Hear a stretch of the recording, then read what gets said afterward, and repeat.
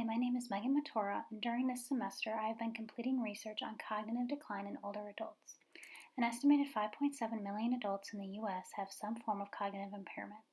Therefore, I found it to be important to look at how this could be decreased. Social relationships have been shown to increase cognitive functioning and protect against decline in previous studies.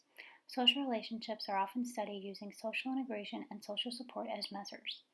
Social integration looks at how many connections you have, while social support looks at what support one receives. I wanted to see how the quality of these relationships affected cognitive decline. Therefore, I looked at positive relations with others, which is a domain of eudaimonic well-being and describes high-quality social relationships as distinct from social integration. Now, to look at cognitive functioning, which describes a diverse set of abilities such as memory and regulation of attention, I used episodic memory and executive functioning. These two variables naturally decline with age, however, we wanted to look at how they would be affected by high-quality social relationships.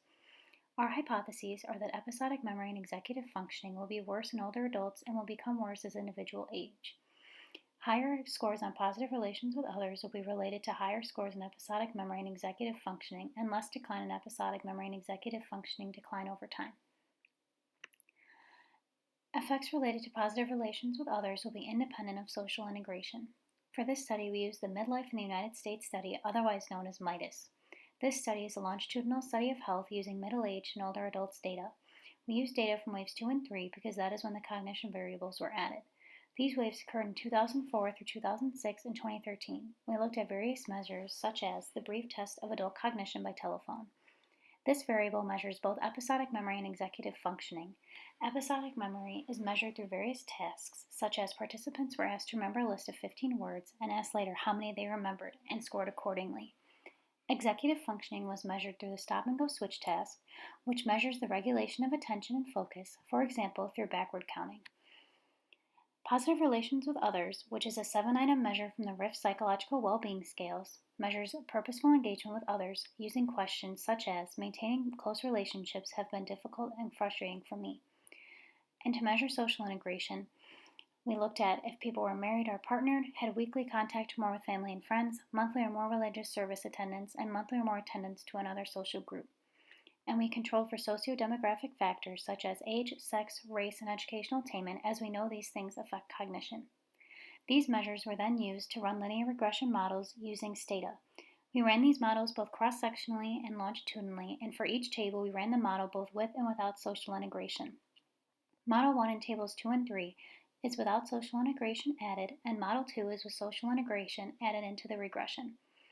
The results in Table 2, the cross-sectional model, showed higher scores in positive relations with others was associated with better memory cross-sectionally at -2.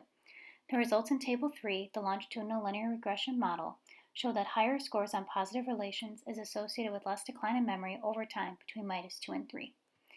Our results showed that both executive functioning and episodic memory decreased with age, that those individuals with higher scores on positive relations with others showed higher episodic memory scores and less of a change in episodic memory over time, that positive relations with others was not shown to have a relationship with executive functioning cross-sectionally or longitudinally, and that the relationship between positive relations with others and episodic memory was unchanged when social integration was included in both cross-sectional and longitudinal models.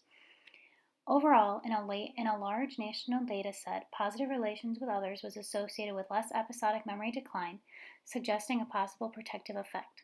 And the association between positive relations with others and episodic memory was unchanged by the inclusion of social integration in the models, suggesting that this aspect of eudaimonic well-being is an independent social predictor of cognitive function. And the results of this study show that social influences on cognition in aging adults are nuanced, with both structural and quality-related elements meaningfully linked to cognition. The limitations of our data are that it is self-reported, which could lead to bias, and there is a lack of racial diversity due to an overwhelmingly large Caucasian sample, so this may not extend to other ethnicities and races. While the longitudinal data is a strength, the associations between positive relations and episodic memory may not be causal. The goals of our future work are to extend this line of research to other age-relevant health outcomes and to better understand the social phenomena assessed by positive relations measure. Thank you.